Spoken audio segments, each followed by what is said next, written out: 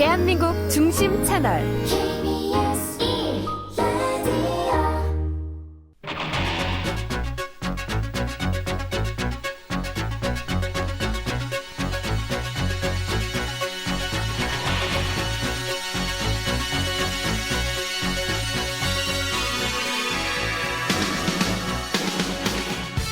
성탄절 잘 보내고 계십니까? 성경의 경제쇼 아나운서 김기만입니다. 오늘까지 제가 함께합니다. 연말이 되면 조금은 부족하게 한 해를 보냈더라도 즐거운 마음으로 한 해를 정리하고 희망찬 마음으로 다음 해를 기대하기 마련인데요. 요즘은 상황인지라 2025년 한국 경제에 대해서 희망보다는 우려 섞인 얘기가 더 많이 나오고 있습니다. 특히 이런 얘기들이 해외에서 더 많이 들려서 걱정이 되는데요. 한국의 대외 신인도가 하락할 수도 있다는 얘기도 나오죠. 해외에서 바라보는 한국 경제는 어떤지, 그리고 2025년 한국 경제가 풀어야 할 과제는 무엇일지 자세히 짚어보겠습니다. 자, 아시아 최고 부자 리카싱을 아십니까? 14세에 찻집 아르바이트부터 시작을 했지만 현재는 54개국에서 25만 명의 직원을 거느리는 청쿵그룹의 창업주인데요. 누구나 부자가 되고 싶어하는 요즘 부란 무엇인지 생각해보게 하는 리카싱의 삶과 비즈니스 철학을 담은 책 함께 읽어보겠습니다.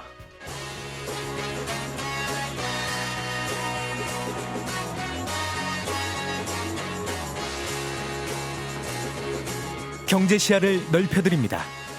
투자의 지름길을 안내합니다. 돈 되는 정보를 발견하는 시간. KBS 1라디오 경제쇼.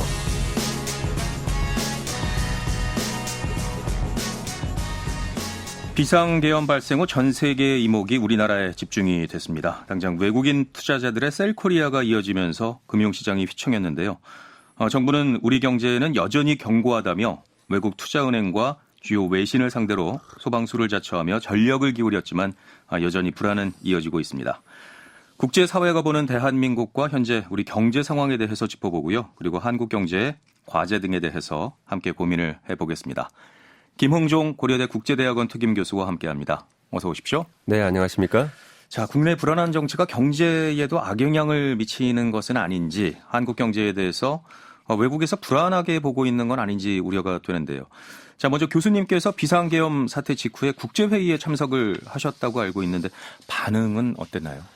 네, 제가 5일 날 출발을 해서요. 그리고 6일부터 해외에 있어서 16일 날 들어왔습니다. 그래서 7일과 14일에 여러 국회에 있었던 여러 조치 그런 것을 생생하게 보고 해외에서 듣고 왔는데요.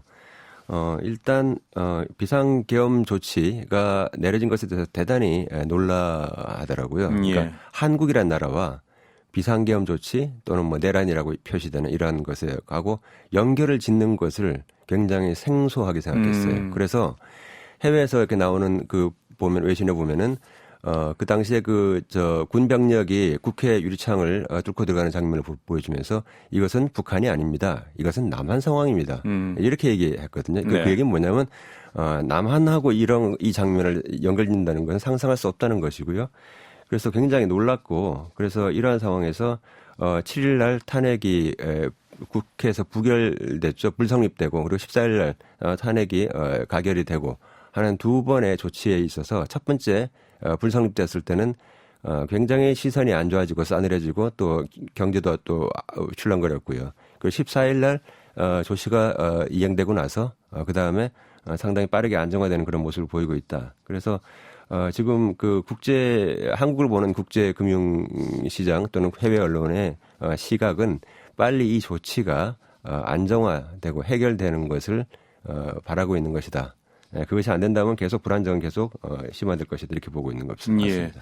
지금 가장 우려가 되는 것이 대외 신인도가 하락하는 것 아니냐는 건데요.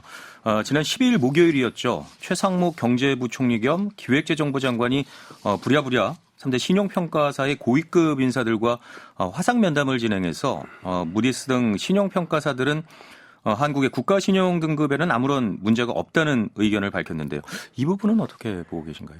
이거는 이런 겁니다. 지금 모든 해외 신용평가사도 그렇고요. 해외 IB도 그렇고 앞으로의 조치를 유심히 보겠다는 거예요. 예. 앞으로의 조치. 지금까지 그나마 한국 경제가 12월 3일 이후에 좀 출렁거렸습니다마는 최악으로 가지 않은 것은 그 어떤 분이 그때 저한테 그런 말씀을 하셨는데 한국 국민은 위헌적인 조치에 대하여 가장 합헌적인 방식으로 문제를 해결하고 있습니다. 이렇게 얘기했습니다. 이것이 바로 해외에서 현재 보고 있는 시각입니다. 예. 그래서 바로 적법한 절차에 따라서 차근차근 진행되는 것에 있어서 굉장히 인상 깊다라고 얘기하는 것이 해외에서 시각입니다. 그래서 지금 현재까지 국가신용등급에서 아무 문제가 없다고 하는 것은 앞으로 두고 보겠다는 얘기입니다. 조치가 어떻게 되고 다시 혹시 뒤집어지는지 이런 모습에 대해서 예의주시하고요. 만약에 이 조치가 제대로 진행되지 않으면 그러면 신용등급을 하락하겠다라고 하는 말에 다름이 아니다. 이런 부분도 좀 고려를 해야 된다. 이런 생각을 해봅니다. 네.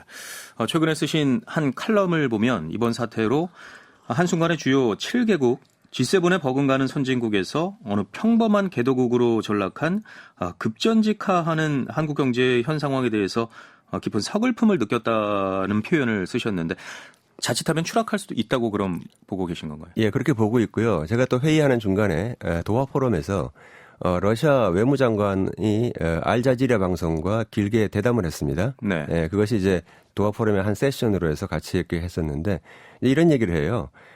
거기서 질문은 뭐였냐면 시리아에 대해서 그 시리아가 이제 다마스커스가 함락되기 직전이었습니다. 시리아 그 정부를 때 러시아는 지원하고 있었죠. 근데 시리아가 지금 현재 정부가 위태한데 너희 그 러시아가 보니까 자국민들을 소개하더라. 이거는 뭔가 시리아를 갖다 포기하는 것 아니냐. 그렇게 얘기했더니 이 러시아 외무장관이 하는 얘기가 그거는 외교적인 차원에서 항상 하는 조치다. 한번 생각해봐라. 한국에서도 지금 같은 상황에서는 다 소개를 우리가 명령한다. 그러니까 한국이 뭐냐면 어떤 별난이 나는 나라의 하나로서 현재 그렇게 언급이 되고 있습니다. 그래서 이거는 이 문제는 대단히 우리나라의 국격에 큰 타격을 준 엄청나게 큰 타격을 준 사건이었다. 이렇게 보고 있고요. 그나마 그것이 질서 있게 수습돼가는 과정을 보면서 인상이 깊다는 얘기지. 아예 없었으면 훨씬 더 나았을 그런 일이었다라고 하는 것을 분명히 파악을 해야 된다, 인식을 해야 된다 이렇게 보고 있습니다. 네. 칼럼 내용 중에서 가장 서늘했던 부분이 우연히 얘기해본 어느 투자은행 인사와의 대화에서는 마치 살찐 양을 앞에 놓고 어떻게 요리해볼까 궁리를 하고 있는 탐욕스러운 눈빛을 봤다라는 부분이었는데 실제로 이런 위험에 그럼 우리가 노출돼 있다고 보시는 건가요? 위험에 노출돼 있죠. 위험에 노출돼 있고요. 국제 그 투자은행 같은 경우는 이제 그 자산운용사 또 자산 운용하는 사람들이 정말 평상시에는 1%의 마진을 남기기도 어려울 정도로 굉장히 치열하게 이렇게 자산 운용을 하고 있죠. 그렇게 하고 있는데 그럼에도 불구하고 크게 한 번씩 20%, 30%, 50%씩 이렇게 수익을 올리는 경우가 있습니다. 그거는 네. 어느 나라에서 변란이 났을 때입니다. 자, 근데 변란 중에 가장 중요한 게 전쟁이죠. 전쟁이나 쿠데타입니다. 근데 지금 우리가 알고 있는 뭐 전쟁 같으면 이제 팔레스타인 쪽에서 전쟁. 근데 그거 팔레스타인 전쟁 나봤자 그 사람들은 많이 죽고 하지만 국제 금융 시장에는 별 영향이 없어요. 네. 다시 말해서 자기들은 별로 이렇게 돈 벌 게 없습니다. 우크라이나는 상당히 괜찮은 물건인데 우크라이나 전쟁에서 국제 IB들이 결국은 돈을 벌 수 있는 기회는 전쟁이 끝나고 나서 송전 이후에 그 복구 사업입니다. 복구 사업에 어떻게 하면 파이낸싱을 잘해줌으로써 해서 크게 돈을 벌 수 있는 그런 거고 현재 전쟁 중에는 그거보다는 군수 산업만 더 이제 돈을 벌고 있죠. 네. 그래서 이제 기다려야 되는 상황이고요. 한국 같은 경우는 세계 10위권의 경제 대국에다가 수많은 자산을 보유하고 있습니다. 국내 자산, 해외 자산 많이 보유하고 있고요. 그렇기 때문에 환율이 크게 출렁거려 가지고 결국은 달러화로 표시한 국내 자산의 가격이 뚝 떨어지게 되면은 무조건 밀고 들어올 겁니다. 거기다가 이게 국제 외환 시장에서 뭐 자금을 뭐 융통하는데도 전혀 제한이 없는 그런 선진국형 그런 자본 시장이기 때문에 굉장히 손쉽게 할 수 있어요. 그래서 이렇게 봤을 때 지금 현재 최대의 물건은 지금 현 상황에서 최고의 물건은 한국입니다. 최고의 물건. 왜냐하면 이거는 모든 사람들이 지금 모든 국제 IB들이 진짜 이거 10%, 20%, 30% 먹을 수 있는 그런 올해의 마지막 기회다. 어쩌면 내년 초까지 봤을 때 가장 최고의 기회다라고 볼 수 있는 것이죠. 말씀하신 그런 상황들이 우리나라 경제에는 별로 좋지 않은 영향을 엄청나게 나쁜 영향을 미치겠죠. 말하자면 우리나라의 좋은 기업이라든가 우리나라의 좋은 자산들이 전부 다 싼 값에 그냥 팔려 나갈 수 있다는 그런 상황입니다. 예. 정부와 외환 당국도 여러 가지 대책을 논의를 하고 있을 텐데 지금 현재 어떤 대책들이 필요할까요? 지금 외환 환율 같은 경우 환율 방어를 위해서 정부라든가 중앙은행이 한국은행이 뭐 여러 가지 조치를 내고 있고요. 뭐 외화 유입 한도를 확대한다든가 뭐 여러 가지 조치를 취하고 있는데 궁극적인 해결책은 결국은 제가 다시 한번 말씀드립니다만은 국내 여러 가지 조치가 원만하게 진행이 되는 것이지 지금 이거는 우리가 뭐 외환 보유고가 많이 있다 절대로 그 많지 않습니다. 그 외환 보유고라 하는 것은요 한꺼번에 다 날아갈 수가 있는 것입니다. 그거는 국제 그 투자 자금의 규모에 비하면 굉장히 작은 금액이에요. 다만 네. 정부가 그걸 보증한다고 하기 때문에 그걸 가지고 영향력을 발휘할 수 있는 것입니다. 그래서 결국은 모든 다른 나라나 또는 IB들이 원화를 던지게 되면은 그건 어느 누구도 막을 수가 없습니다. 막을 수 없는 상황입니다. 그래서 그러한 상황이 도래하지 않도록 그렇게 노력하는 것이 가장 중요한 거고요. 결국은 비경제적인 해법이 바로 이 경제적인 해법에 크게 영향을 주는 바로 이런 상황이라고 하는 것을 명심을 해야 된다 이렇게 보겠습니다. 자, 이런 상황에서 글로벌 투자은행들이 내년 한국 경제 성장률을 일제히 1%대로 전망을 했고요. 심지어 여기에는 탄핵 리스크가 포함이 안 된 수치라고 하는데 우리나라가 과거 1%대의 경제 성장률을 했던 적이 있나요? 1%? 1980년 이후로 봤을 때 우리가 1% 이하의 성장을 보였던 적이 몇 번 있었습니다. 자, 1979년, 80년 그 당시에 있었습니다. 그때 제2차 석유 파동이라고 했죠. 그때 엄청난 굉장히 힘들었을 때입니다. 그 다음에 우리가 잘 아는 1997년, 8년도에 그때 아시아 외환위기, 우리나라 소위 IMF 위기라고 하죠. 그리고 글로벌 경제 위기 상황 당시에 2008년, 9년 그 당시에 또 그랬습니다. 그 다음에 언제 그랬냐면 2020년 팬데믹 왔을 때 그때 그랬습니다. 이 네 번의 큰 출렁임이 있었고요. 이때마다 우리는 굉장히 상당히 저성장을 보였죠. 어떨 때는 마이너스, 어떨 때는 플러스라도 거의 뭐 0% 정도 성장이었는데 그리고 나서 성장 쇼크가 온 게 2023년도입니다. 작년입니다. 1.4% 성장을 했습니다. 작년에 우리가 특별한 일이 없는데 특별히 다른 나라가 큰 출렁임이 없었는데도 불구하고 1.4% 저성장을 했고요. 그리고 올해도 지금 보면 한 뭐 2.2% 뭐 이렇게 얘기를 하고 있는데 어떻게 될지 모르겠습니다. 왜냐하면 작년에 워낙 저성장했기 때문에 기저효과 때문에 한 2% 나올 것 같고요. 내년도 같은 경우도 그 탄핵 사태 12.3 조치 이전에 이미 2% 안 될 거라고 하는 예측이 많이 나왔습니다. 1.9, 1.8를 예측하는 경우가 많이 있었어요. 근데 지금 현재 이 리스크까지 포함하게 되면은 내년에는 뭐 볼 것도 없이 한 1%대다. 그러면 지금 2023년, 2025년 계속 1%대의 그 지극히 낮은 저성장, 이거는 거의 굉장히 비상 상황이다. 이건 우리 한국 경제에 있어서는 다른 모든 전 세계의 다른 그런 악영을 주는 그런 경제적 충격 이외에 우리나라만 겪게 되는 지독한 저성장이 될 것이다. 그렇게 되면은 이건 상당히 한국 경제에 타격이 되는 것이고, 과연 이런 것에 대해서 지금 정책 당국이 제대로 조치를 하고 있느냐, 문제 해결 능력이 있느냐, 이런 거에 대해서 상당히 의구심을 갖고 있습니다. 예. 수치로는 조금 가늠이 안 되는 것 같아서 1%대 경제 성장률이라면 경제 위기 때만큼 어려워질 수도 있다, 이렇게 생각을 할 수 있을까요? 1%의 경제 성장률이 사실 경제 위기 때만큼 심하다고 볼 수는 없죠. 예, 왜냐하면 경제 위기 때는 대개 뭐 마이너스 한 2%, 마이너스 3% 뭐 이렇게 됐는데, 지금 문제는 뭐냐면 우리나라 같은 경우는 1%의 성장이라는 것은 결국은 이제 기업도 성장하고 뭐 정부 지출도 더 늘어나는 것이고 또 가계 개인도 있는 것인데요. 우리나라의 문제는 지금 개인의 경우에 있어서 굉장히 지독한 그러한 경제적 어려움에 빠져 있다. 그래서 개인 파산 신청도 현재 사상 최대가 되고 있고요.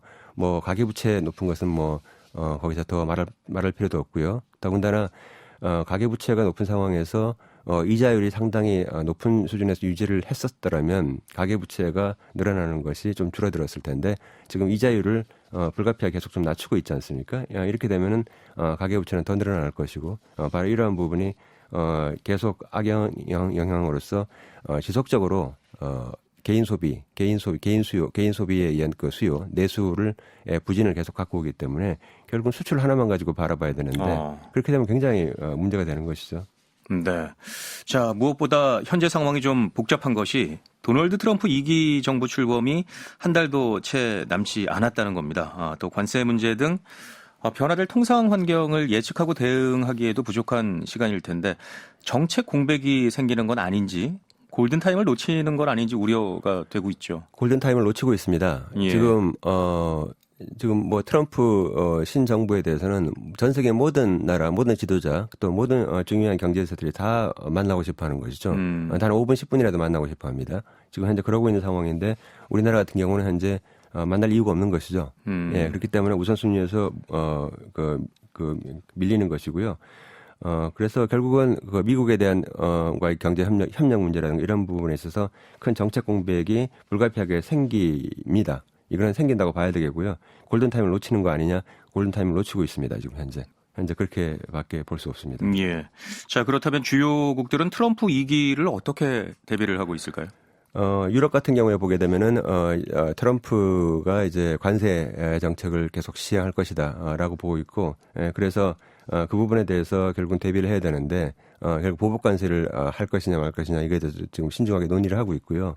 그 다음에 이제 트럼프가 얘기하는 그 방위비 더 부담하는 문제, 2% 이상 하는 문제, 이 문제에 대해서도 이제는 유럽이 이제는 자꾸 이거를 갖다가 뭐 트럼프가 얘기하니까 뭐 조금씩 올려주고 하자 이렇게 하지 말고 이 보니까 유럽의 방위는 결국 유럽 자체적으로 방위를 할 수밖에 없구나라고 하는 인식이 퍼지고 있습니다. 그래서 결국은 트럼프 2기에 와서 유럽의 그 방위력 증강은 불가피하게 눈에 띄게 늘어날 것이다 이렇게 볼 수 있고요.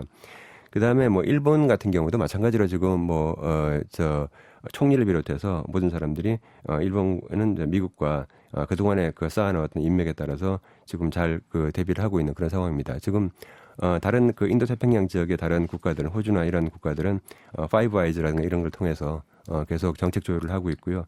그래서 주요 선진국 중에서는 아마 한국 이외에는 다른 국가들은 전부 다 트럼프 2기에 대비해서 관세 전쟁에 대해서 그다음에 화석연료가 다시 부활되는 그런 문제에 대해서 그리고 그다음에 중국에 대한 어떤 그 보복 강화, 갈등 강화 그리고 수출 통제라든가 이런 여러 가지 그 경제 안보적 상황에 대해서 지금 대비를 하고 있다 이렇게 볼 수 있겠습니다. 예. 자, 트럼프 2기 시대에 달라질 통상 정책들은 어떤 것들이고 우리 정부와 기업들은 또 어떤 것들을 대비를 해야 할까요? 가장 중요한 것은 결국 관세 정책이고요. 그다음에 관세 정책일 뿐만 아니라 그래서 관세를 많이 할 테니까 그러면 그 관세가 이제 일종의 그겁니다. 이제 왜 관세를 하느냐. 이제 그 장벽을 높이는 겁니다. 장벽을 높이면 그러면 니네들이 넘어올 거라는 거죠. 넘어와서 우리나라에 직접 투자해라는 얘기죠. 근데 직접 투자하는데 바이든 정부는 직접 투자하면 그러면 당근을 줄게. 그래서 보조금을 줄게. 예. 그랬는데 트럼프 입장은 그것이 아니라 장벽을 더 높게 쌓으면 아주 높게 쌓으면 뭐 당근 줄 필요도 없다. 그냥 알아서 들어온다. 왜? 미국 시장이 넓으니까. 이렇게 필요하니까. 예. 자, 그래서 보조금 주는 것에 대해서 굉장히 부정적입니다. 바이든 정부가 이제 마지막으로 이제 결국은 보조금을 우리 한국 기업에 줬는데요. IRA에 따라서 인플레이션 감축법에 따라서 이것이 이제 1월 20일 날 트럼프가 집권하게 되면은 보조금을 어떻게든 간에 주지 않고 그냥 채찍만 가지고 해서 결국은 한국 기업들이 전부 다 미국에 다 투자하도록 이제 이러한 방식으로 나갈 것이기 때문에 결국 보조금의 문제가 여전히 남아 있습니다. 다만 이걸 대비하기 위해서 지금 현재 그 우리가 미국에 투자한 지역이 공교롭게도 애리조나주 정도만 민주당과 공화당 의원들이 같이 당선된 지역이고요. 지금 투자된 뭐 조지아라든가 그다음에 그 남부의 그 4개 주라든가 이런 그 중요한 주들이 전부 다 이번에 다 공화당이 다 이겼어요. 그렇기 때문에 결국은 이 투자한 지역에 있는 공화당 의원들과 같이 힘을 합쳐가지고 트럼프 행정부의 정책을 좀 순화시키고 우리한테 도움이 되는 방향으로 갈 수 있도록 그렇게 총력을 기울여야 된다.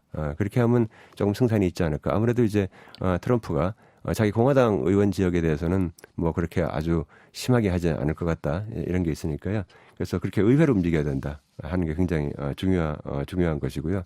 그 다음에 이제 우리나라에서 특히 자동차 산업이 굉장히 중요한데 지금 자동차 산업에서 특히 그 중국산 전기 자동차의 문제가 굉장히 심각합니다. 이거의 과잉 생산.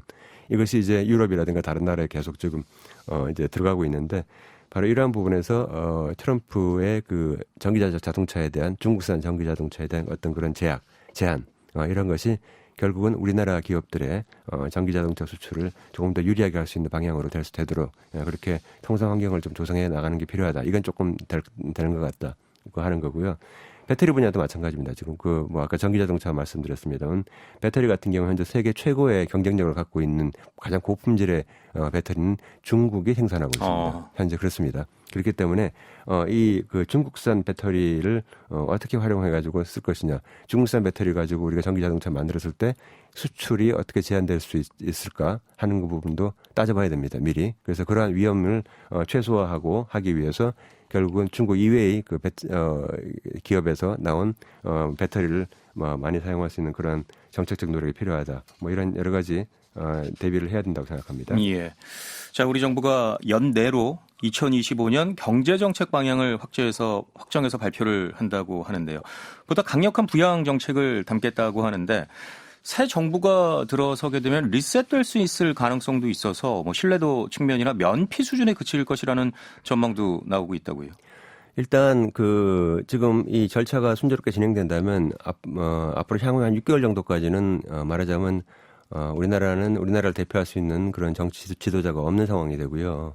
그리고 하반기 때에 가서나 새로운 이제 경제정책 방향이 이제 실시가 될 것입니다. 그래서 결국은 정부가 지금 내세우고 있는 2025년도 경제정책 방향은 앞으로 향후 6개월 정도 기간을 어떻게 잘 넘길 것인가, 잘 버틸 것인가, 이제 거기에 초점이 맞춰져 있는 것이고, 그래서 구조개혁보다는 그냥 부양하겠다. 이게 망하지 않도록 부양하는 정책을 하겠다라고 하는 것이 맞고요. 새 정부가 들어서면 당연히 리셋됩니다. 당연히 리셋될 것이기 때문에 6개월 정도로 버틸 수 있는 그 정도의 정책을 담고 그걸 충실하게 집행하면 그러면 그냥 그건 성공한 것이다. 라고 그냥 브릿지, 다리 같은 역할을 하는 것이다라고 하면 되는 것이고요. 여기에 대해 너무 많이 기대하지 않는 것이 좋겠다. 그렇게 생각하고 있습니다. 예.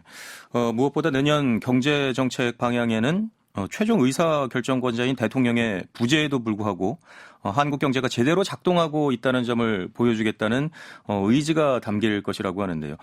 대외 신인도 관리 방안을 위해서는 또 어떤 것들이 담겨야 할까요? 한국 경제가 제대로 작동하고 있다는 점을 보여주겠다는 의지, 이게 한국 경제의 작동이 의지 가지고 되는 것이었으면 진작됐죠. 근데 지금 현재 지금 정부의 가장 큰 문제점은 뭐냐면은 현실 인식이 제대로 안 되고 있다는 거예요. 계속 지금 그랬습니다. 지난 2024년도, 2023년도 마찬가지고요. 현실 인식을 제대로 해줘야 그다음에 처방이 제대로 나오고 그 처방에 대해서 외국인 투자자를 비롯해서 모든 경제 주체들이 거기에 따라서 그 신뢰를 갖고 또 대비하고 대응하고 하는데 현실 인식이 제대로 안 돼 있기 때문에 한국 경제가 어떻게 지금 제대로 작동하고 있습니까? 그건 말이 안 되는 얘기죠. 그러니까 한국 경제가 이러이러한 부분에서 심각한 문제가 있습니다만 그래도 이러이러한 부분은 잘 되고 있습니다라고 이런 식의 접근이 돼야지. 2025년도 경제정책 방향에서 2024년도에도 한국 경제가 잘 작동해왔다. 25년도에는 뭐 이렇게 하겠다. 이렇게 하게 되면요. 아무도 믿지도 않고 그 정책이 효과가 없습니다. 대외 신인도 관리 방안에 있어서도 마찬가지로 한국 정부가 현실 인식을 제대로 하고 있다라고 하는 것이 전제가 돼야지 그다음에 일단 대외 신인도가 관리가 되는 것이지. 그래서 현실 인식이 제일 먼저 가장 중요한 것이고요. 두 번째는 대외 신인도 관리 방안에서 여러 단기적인 방안들이 있습니다. 지금 현재 정부가 내놓고 있는 방안 그런 것은 전부 다 해야 되는 게 맞습니다. 뭐 지금 급하니까 해야 되지만 궁극적으로 대외 신인도 관리 방안은 결국은 질서 있는 그런 탄핵 절차의 완성 이것이다라고 보겠습니다. 역시 정치적인 해결이 중요하군요. 네. 자, 또 한 가지 짚어볼 것이 미 연준의 올해 마지막 FOMC인데요. 올해는 세 차례나 연속으로 금리 인하를 단행했지만 9월 FOMC 때와는 달리 내년에는 금리 인하 속도를 조절하겠다 이렇게 시사를 했는데 어떻게 해석을 해야 될까요? 이게 지금 금리가 떨어졌습니다마는 오히려 내년에 한 4차례 정도 금리 인하를 하겠다라고 하는 예상에서 이제 이렇게 되면 내년에 한 2차례 정도만 금리 인하할 것 같다. 자, 이렇게 이제 전망이 나오고 있죠. 미국 경제가 너무 좋아요. 계속 너무 좋기 때문에 금리를 함부로 떨어뜨릴 수가 없는 상황입니다. 현재 그런 상황이고요. 그럼 내년에 또 계속 미국 경제가 좋아서 금리를 충분히 떨어뜨릴 수 없는 상황이라면 고금리를 유지할 것이고 그 고금리를 유지한다는 한 얘기는 달러 강세가 유지된다는 것이고요. 네. 달러 강세가 유지가 된다면 우리도 금리를 함부로 내릴 수가 없게 되는 상황이고요. 그렇게 된다면은 결국은 강력한 경기 부양을 하겠다고 하는 정부의 그 정책 방향은 결국 금리, 통화 정책이나 이런 부분을 통해서가 아니라 결국은 재정을 통해서밖에 달성할 수 없다. 다시 말해서 정책 선택의 폭이 더 좁아질 것이다. 이렇게 보고 있는 거니까 여러모로 해서 결국 이것은 우리 한국 경제에는 별로 좋지는 않은 그런 신호다. 이렇게 봐야 됩니다. 결국은 미국 경기가 너무 좋기 때문에 결국 다른 나라 국가들이 경기 부양에 또는 경기 회복에 상당한 제약을 주는 바로 그러한 상황이 되는 것이고요. 우리나라가 바로 그러한 상황의 대표적인 사례가 될 것이다. 이렇게 보는 것이죠. 예. 말씀을 하신 것처럼 한국은행이 경기 부양을 위해서 추가 금리 인하에 나서기는 쉽지 않을 것 같은데요. 이래저래 정부가 경기 부양을 위해서 쓸 수 있는 카드가 줄어드는 게 아닌가 싶은데요. 결국은 이제 자금 융통이 안 되거나 단기적으로 어떤 자금 압박을 받고 있는 경우에 있어서 그런 부분의 자금을 신속하게 지원할 수 있는 바로 기업이라든가 또 가게도 마찬가지고요. 그러한 그 미세 조정, 미세 정책이 굉장히 필요한 상황이고요. 그래서 지금 개인 도산이라든가 아니면 기업 도산을 갖다 방지하고 하는 것이 굉장히 중요하다. 그리고 경기 부양에 대해서는 이제 전반적으로 경기 부양을 위해서 확장적인 그런 재정 정책을 지금 현재 사용을 해야 되는 상황입니다. 그래서 바로 이러한 점에 있어서 추경이 굉장히 중요하다. 지금 일각에서는 뭐 30조 추경을 해야 된다, 뭐 10조 추경을 해야 된다 이런 얘기가 있는데 좀 과감하게 또 추경을 해서 그렇게 해서 재정 정책을 통해서 경기 부양을 좀 하는 것이 필요하다. 왜냐하면 앞서 말씀드린 대로 금리 인하를 통해서는 지금 하는 게 약간 한계가 있다. 네. 미국 때문에. 예, 그래서 강력한 재정 정책을 사용하는 것이 필요하다. 이렇게 볼 수 있겠습니다. 예. 자, 2024년이 저물어 가고 있는데요. 정부와 기업들이 해야 할 것들, 좀 시급히 해야 할 것들이 있다면 어떤 것들이 있을까요? 조언을 좀 해주시죠.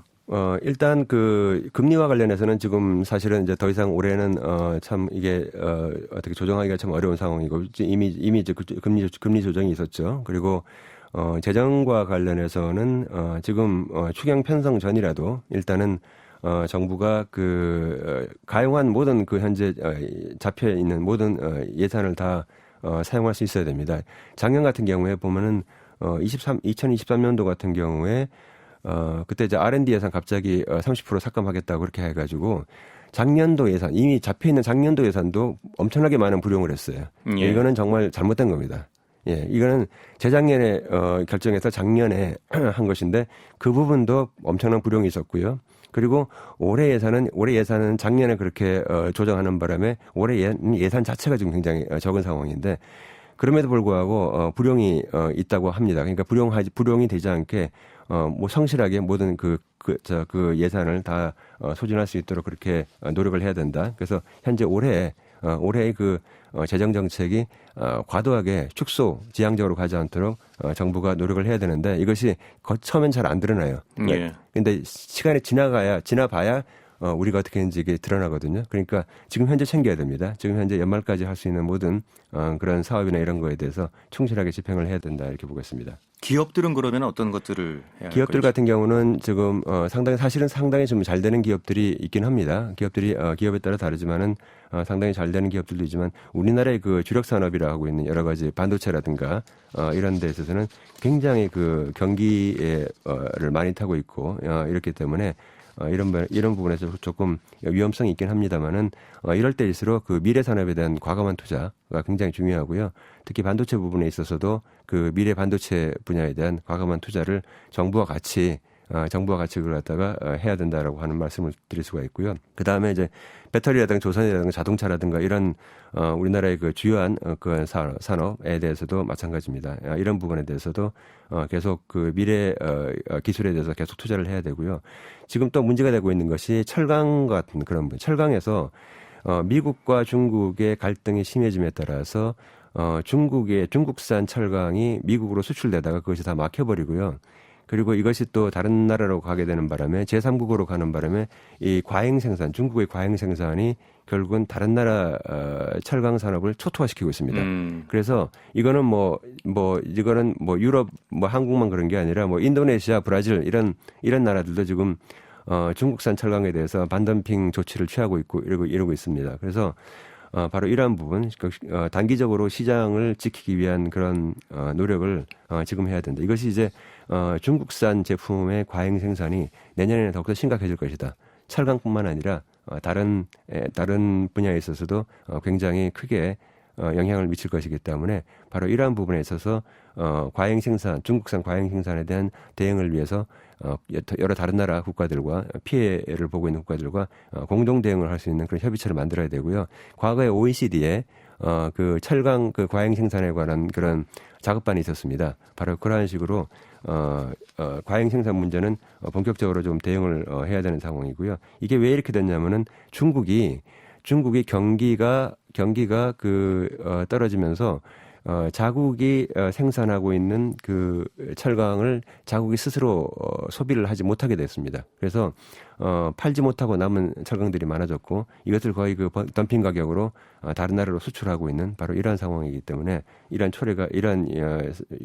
일이 그 초래가 됐는데 중국의 경제가 내년에도 크게 성장할 것으로 현재 예상이 되지 않고 있습니다. 그래서 이 중국발 과잉 공급 문제가 계속될 것이다. 여기에 대해서 정부가 굉장히 신경을 써서 미리 선제적으로 대응을 해야 되고요.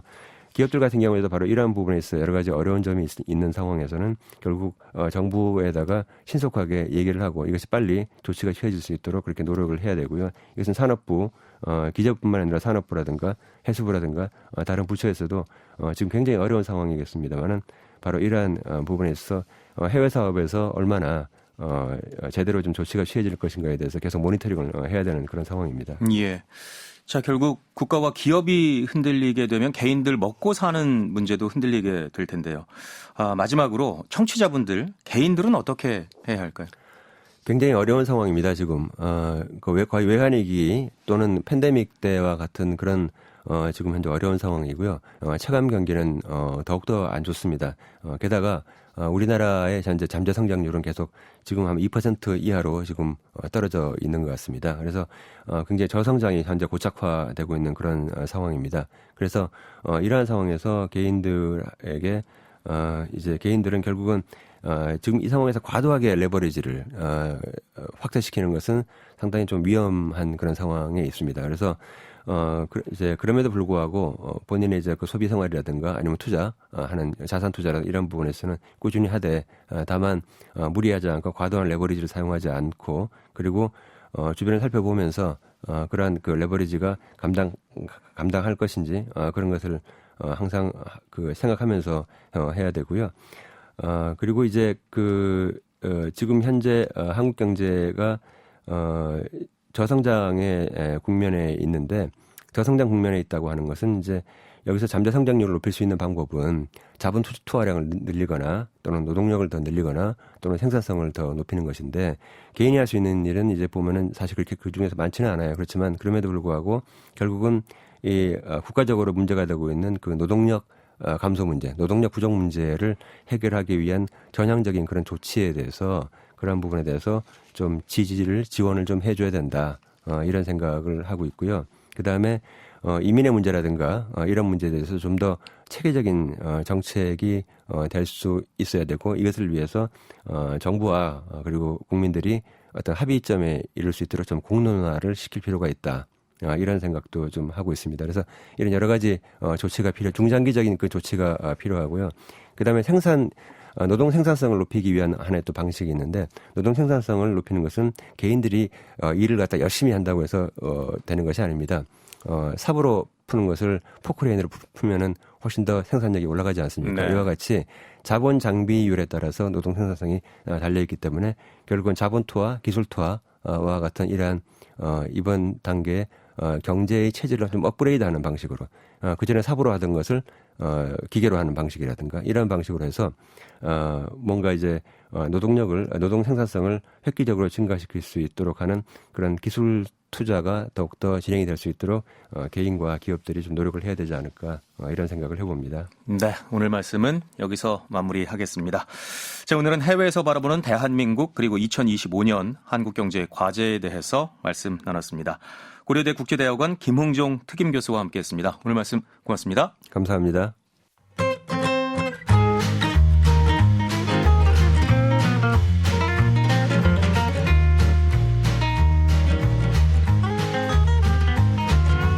경제 맛집 투자 핫플. 지금은 돈 벌기 딱 좋은 시간. KBS 1라디오 경제쇼. 책에서 경제 보는 눈을 키우고 투자의 길을 찾는 경제 읽기 시간입니다. 아시아 최고의 부자 리카싱의 삶과 비즈니스 철학을 담은 무한의 부 함께 읽어보겠습니다. 미래에셋 투자와연금센터 이상건 센터장과 함께합니다. 어서 오십시오. 예, 반갑습니다. 자, 아시아 최고 부자라고 소개를 했는데요. 그래도 예. 리카싱에 대해서 잘 모르는 분 계실 것 같은데 예. 먼저 리카싱이 어떤 인물인지 좀 소개를 해주시죠. 일단 중화권, 그러니까 중국이랑 홍콩 이런 데 중화권이라고 그러잖아요. 예. 뭐 대만도 포함해서 중화권 최고의 부자고 당연히 이제 아시아 최고의 부자입니다. 2023년 기준으로 우리나라 돈으로는 한 52조 원 정도의 재산을 가지고 있는 사람이고요. 근데 이 출발은 아주 전형적인 시골 마을 출신의 흑수저 출신입니다. 1928년도에 광둥성에서 이렇게 교육자 집안, 아버님이 교사셨는데요. 이남일녀의 장남으로 태어났고 9살이 되던 해에 이제 일본이 중국을 침략하면서 중일 전쟁이 반발하게 되죠. 그리고 이제 전쟁이 생기면서 아버지가 이제 아이들의 교육을 위해서 그다음에 또 경제적 어려움이 있는 사람들이 그 당시 홍콩으로 많이 이주를 합니다. 그때 이주했던 사람이에요. 그런데 이제 그 홍콩에 이주했었어도 전혀 경제적인 사정은 나아지지 않았었다고 그래요. 왜 그러냐면은 이 전쟁이 일어나게 되면 그 군비 자금을 조달해야 되기 때문에 돈을 많이 찍어내야 돼요. 예. 당연히 인플레이션이 있게 되고 그러다 보면 서민들의 삶도 어려워지고 이런 경제적 어려운 여건도 안 좋았는데 이 와중에 아버지가 14살 때 폐결핵으로 돌아가시게 됩니다. 지금이야 폐결핵이 이제 늘 고치는 병이지만 그 당시엔 이게 굉장히 죽음을 부르는 병이었잖아요. 돌아가셔서 14살 때 동생들과 어머니의 가정 살림을 책임지는 가장이 됩니다. 첫 번째 직업이 샤오당이라는 찻집에서 찻집 심부름꾼부터 시작을 해요. 그러니까 14살부터 사회생활을 시작을 한 거죠. 그러다가 이제 나중에 그 학력은 이제 중학교 중퇴에 가까운 거죠. 예. 예, 중퇴고. 중요한 계기가 된 거는 어린 시절 얘기를 뭐 다 할 수는 없으니까 1940년대 후반에 그 리카싱이 나중에 말씀드리겠지만 엄청난 독서가입니다. 책을 많이 읽는 엄청나게 독서가고 그러다가 이제 퇴근 후에 그 영어 비즈니스 잡지를 보다가 그 당시에 이제 외국에서 조화 그 만든 꽃이 플라스틱을 만든 인조꽃, 인조꽃을 만드는 시장이 커지고 있다는 기사를 보고서 아 이거다 싶어가지고 조화 사업을 시작을 합니다. 이것으로 큰 성공을 거둬요. 이걸 바탕으로 해서 이제 부동산을 사고 홍콩의 이동통신회사, 홍콩의 전력회사, 홍콩의 편의점. 그래서 홍콩의 그 상당 부분에 그 이제 대제국을 일구게 되는 거죠. 홍콩에서 제일 좋은 호텔도 이 사람 거였고. 예. 그다음에 우리가 뭐 그 에어 캐나다도 이 회사의 소속입니다. 리카싱 그룹에 있는 거고요. 그래서 이 조화를 만들면서 번 돈을 미천으로 삼아가지고 기업 인수도 하고 그다음에 투자도 해가면서 세계적인 청쿵 그룹을 세계적인 그룹으로 만들어서 이제 아시아를 대표하는 세계적인 기업으로 성장하게 된 인물입니다. 예. 이 책은 리카싱의 일대기라기보다는 비즈니스 철학을 주로 다루고 있다고 하는데 리카싱은 80이 넘는 나이에 페이스북, 줌, 스포티파이 등 성장 기업을 초기에 투자한 것으로 또 유명한데요. 이런 비즈니스 통찰은 어떻게 얻었을까요? 역시 독서? 예, 맞습니다. 그러니까 보통 중국의 기업가들이 큰 부를 축적한 사람들이 부동산으로 축적한 사람들이 많아요. 그러니까 리카싱도 초창기는 부동산으로 큰 성공을 거두지만 부동산을 정리하면서 다양한 사업을 시작하게 되는데 이렇게 좀 능동적으로 세상의 변화에 투자를 하게 되는 가장 중요한 원동력은 치열한 독서입니다. 치열한 독서. 책이 중요하군요. 그래서 이제 리카싱의 인생관 중에 하나인데 지식이 없이는 운명을 바꿀 수 없다. 이런 믿음을 가지고 있고요. 그러니까 중학교 거의 중퇴 학력의 소년 가장이었을 때부터 공부를 굉장히 열심히 해요. 책도 많이 읽고 그 당시 논어맹자 같은 걸 읽으면서 자기의 경영 철학의 어떤 뿌리 같은 걸 만들게 되고 또 미래를 보고 영어 공부를 해야 되겠다. 그래서 영어 공부도 엄청나게 열심히 합니다. 영어도 잘하는 걸로 알려져 있고. 그래서 지금도 이제 이분 나이가 이제 28년생이니까 99순이 넘으셨잖아요. 잠들기 전에 이분이 평생 동안 지켜온 습관이 잠들기 전 30분 독서입니다. 이거를 평생의 습관으로 가지고 있는데 그러니까 딱 보지 않는 분야가 소설책은 안 본대요. 소설책은 안 보지만 뭐 최신 사상, 이론, 과학, 기술 분야, 경제 분야 이런 것들을 가리지 않고 다방면에 걸쳐서 독서를 하는 것으로 굉장히 유명한 거고요. 이렇게 지식을 통해서 세상을 보는 읽는 힘을 이제 키운 거죠. 그래서 이제 부동산으로 막대한 현금을 밟고 그래서 이제 임대료 같은 게 나오니까 현금 흐름이 발생하잖아요. 예. 이런 거로 해서 뭐 통신산업, 뭐 홍콩의 전력회사, 유통업체 이런 것들을 계속 이제 인수하게 되는 거죠. 이 80이 넘어서 사실 페이스북, 줌, 스포티파이가 다 지금 대박이 나는 회사들이거든요. 제일 유명한 거는 이 페이스북 회사예요. 그러니까 이제 그 리카싱 회사 중에 벤처 캐피탈이 하나 있었는데 거기서 페이스북에 대한 보고를 받고서 딱 30분 만에 결정을 내립니다. 그 당시에 페이스북이 적자 회사였었어요. 초기니까. 근데 초기에 투자를 해서 대박이 나고 또 우리가 코로나가 터졌을 때 진짜 가파르게 올랐던 종목이 줌이잖아요. 예. 지금 이제 줌이 되게 일상화되는 우리가 화사한 플랫폼이 되어 있는데 이것도 초기에 투자하고 뭐 스포티파이 같은 경우에는 우리가 이제 듣는 인터넷 분야에서는 모바일 분야에서는 최고의 기업이 되지 않았습니까? 그것도 초기에 투자해서 했던 것들. 저희가 이렇게 나이가 들었죠. 80이 넘어서도 이런 기업을 투자할 수 있는 가장 강력한 힘은 독서를 통해서 세상을 보는 힘을 길렀다. 이런 얘기를 하고 있죠. 이 책에서. 독서의 중요성을 다시 한번 느끼게 예. 되는데요. 자, 비즈니스를 하다 보면 뭐 어려움도 있기 마련이고요. 또 실패도 하기 마련인데 리카싱의 실패에 대한 철학도 궁금한데요. 사실은 우리가 그런 얘기 많이 하잖아요. 그 실패는 사실 성공에서 잉태된다는 얘기를 많이 합니다. 그러니까 성공하게 되면 아무래도 자만심을 갖게 되고 자기가 해왔던 방식이 옳다라는 믿음이 강화되는 그런 부작용이 있거든요.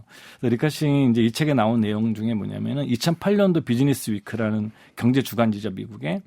이때 이제 인터뷰를 하면서 자기 자신은 비즈니스를 할 때 성공보다 실패에 대한 고민을 훨씬 더 많이 한다. 네. 나의 고민의 90%는 실패를 생각하는 데 쓴다. 이것이 그 자신의 성공 노하우인데 이렇게 얘기를 합니다. 날씨가 좋을 때도 태풍에 대비해야 합니다. 저는 각 프로젝트가 직면할 수 있는 최악의 상황을 끊임없이 연구합니다. 이런 이유로 1950년부터 지금까지 저희 사업은 그러니까 이제 2008년도 인터뷰니까 58년간 단 한 번도 위기를 겪지 않았습니다. 그런데 이런 사고법이 이제 리카싱만 그런 게 아니라 제가 이 방송에서 찰리 먼거의 가난한 찰리의 영감이라는 책을 소개해드린 적이 있었는데 찰리 먼거가 작년에 99세로 돌아가셨죠. 예. 그러니까 이분이 하는 얘기 중에 역의 사고라는 게 있습니다. 거꾸로 뒤집어 생각하기. 이게 뭐냐면은 남들이 다 좋다고 그랬을 때 나쁜 걸 한번 찾아본다든가 다 나쁘다고 그랬을 때 거기서 희망의 씨앗을 찾아본다든가 이런 식의 역의 사고를 해야만 좋은 투자가가 될 수 있다는 얘기를 많이 하고 있는데 보통 성공 중심으로 생각하는 사람들은 자기 자신을 지나치게 믿거나 아니면 성공 가능성의 확률적인 가능성을 높게 매기는 인간의 심리적 편향이 있습니다. 예. 그러니까 인류 투자가나 인류 사업가들은 사실은 이런 것들을 보려고 그러고요. 그래서 뭐 리카싱이 한 얘기 중에 이런 얘기도 있거든요. 밝음 뒤에는 어둠이 있고 예. 어둠 뒤에는 밝음이 있기 때문에 밝을 때는 어둠을 보려고 노력해야 되고 어두울 때는 밝음을 보려고 노력해야 된다. 이런 얘기가 있죠. 예. 리카싱은 또 미래에 대해서 생각을 많이 하면서 비즈니스 기회를 많이 고민을 한다고 하는데요. 예. 리카싱이 생각하는 미래 유망 산업에 대한 내용도 책에 혹시 담겨 있을까요? 그러니까 이 책이 이 중국에서 나온 책을 번역한 거기 때문에 약간 중국 얘기를 중심으로 이런 부분은 나와 있는데 리카싱이 이 책에서 밝힌 3가지 유망 분야가 있습니다. 그러니까 신유통, 그러니까 아마존이나 알리바바 같은 전자상거래 분야죠. 신유통. 그다음에 2번째가 인터넷과 공유경제. 이 플랫폼 기업이죠. 우리가 얘기하는 뭐 페이스북 같은 기업이 대표적인 기업이라고 할 수가 있고요. 3번째가 건강산업. 근데 이제 리카싱은 이 3가지 중에서 다 좋지만 가장 유망한 것은 건강산업이다. 의외인데요. 좀. 이렇게 얘기를 합니다. 건강산업은 절대 지지 않는 해와 같은 산업이 될 것이다. 이쪽으로 좀 눈을 돌려야 할까요? 그래서 이제 자기 자신이 건강산업에 관심을 가지면서 중국의 예를 들어서 설명을 합니다. 이 3가지 가지고 설명하는데 첫 번째, 인구 고령화와 환경오염. 사실 우리나라도 뭐 내년이면 인구 5명당 1명이 그 65세 노인 대상이 되는데 우리 다음으로 고령화 속도가 가장 빠른 나라가 중국이에요. 그러니까 우리나라 앞서서 세계에서 가장 고령화 속도가 빨랐던 나라 일본이죠. 일본이 제일 빨랐고 우리나라가 더 빨랐고 중국이 한껏 더 빨라요. 이 3개 국가의 공통점이 출산 제한 운동을 했던 나라들입니다. 그러니까 산하 제한 운동. 그렇죠. 중국도 이제 한 자녀 예. 이런 거 있었고 우리나라도 옛날에 뭐 아들 딸 구별 말고 둘 만나 살기. 일본도 과거에 했었었어요. 아, 그렇군요. 안 했던 게 아니에요. 그러니까 예. 한 사회의 자본이 축적되어 있지 않을 때는 막 식구가 7명이면 그 월급을 받아갖고 와도 저축할 수가 없어요. 그렇죠. 자본 축적이 안 되겠죠. 먹고 살아야 되니까. 그렇죠. 예. 생활비로 다 나가니까 저축이 안 되잖아요. 근데 이런 국가에서 아이를 줄이면은 저축이 이루어지면서 이게 사회적 자본으로 가게 됩니다. 그래서 이제 동아시아 국가 모델에서는 이 원래 자본을 빠른 시간 내에 조달하기 위한 하나의 방책으로 산화 제한 운동을 활용했던 거거든요. 근데 이것이 이제 부메랑이 돼서 이제 사회에 오고 고령화 속도가 빨라지고 또 환경이 중요해지니까 건강에 관한 것이 훨씬 더 중요해질 수밖에 없다라는 게 리카싱의 의견이고요. 두 번째, 당연히 이제 소득이 증가하면 건강에 대한 의식이 증가해요. 예, 신경을 많이 쓰게 그쵸? 되죠. 돈도 투자를 많이 하고. 예를 들어서 1930년대 사는 사람이 생각하는 건강과 지금 2000년대에 사는 사람들의 건강에 대한 염려는 차원이 다를 거예요. 예. 이런 식으로 형성될 것이고, 그다음에 세 번째로는 중국은 이제 그 건강 산업의 거대한 시장이 될 것이다. 미국의 건강 산업은 15조 달러 정도인 반면 중국은 400억 달러에 불과하기 때문에 성장 가능성이 굉장히 무한하다. 사실 우리나라도 마찬가지예요. 이거는 우리나라 마찬가지죠. 네 번째, 정부 정책이 이제 건강 정책 전략을 펼칠 것이다. 우리나라도 그렇거든요. 사실은 예방의학이라는 것이 나온 적이 얼마 안 됐잖아요. 사실은 건강 비용을 가장 줄이는 방법이 병을 고치는 것이 아니라 예방을 시키는 것이 훨씬 더 사회적인 비용을 낮추는 방법이거든요. 그러니까 중국도 이제 이런 식의 시기가 왔다는 거죠. 그렇기 때문에 향후 이제 건강산업에 대해서 관심을 많이 갖자라고 얘기를 하고 있는 거죠. 예.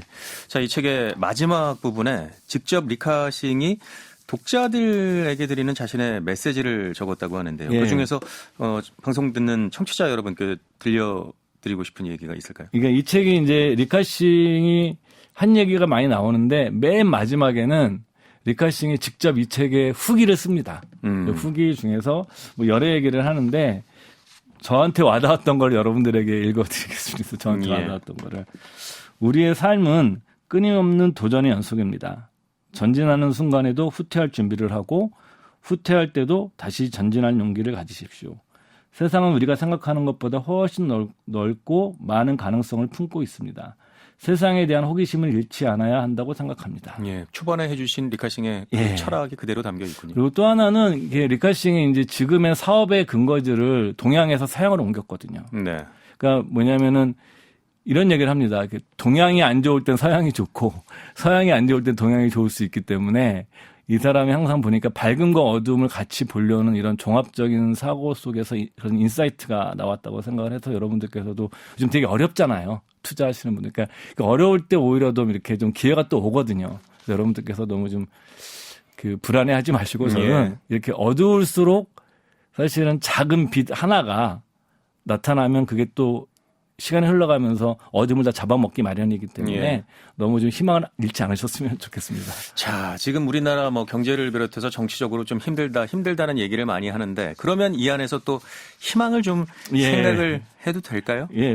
저는 뭐 딴 분야 모르고 저 금융시장에서 일하니까 제가 부족하지만 여러분들께서 모두가 안 된다고 그럴 때가 사실은 바닥이었던 적이 굉장히 많습니다. 예. 모두가 다 된다고 그랬을 때가 상투였던 적이 많기 때문에 때로는 역사가 동일하게 반복은 되지는 않지만 그 소설가 마크 트웨인이 한 얘기처럼 역사가 동일하게 반복되지는 않지만 역사는 비슷한 운율을 가지고 있다. 리듬을 가지고 있다. 그러니까 혹시 지금도 그런 리듬의 시기에 있는 게 아닌가 그런 생각을 한 번쯤 해보셨으면 좋겠습니다. 네.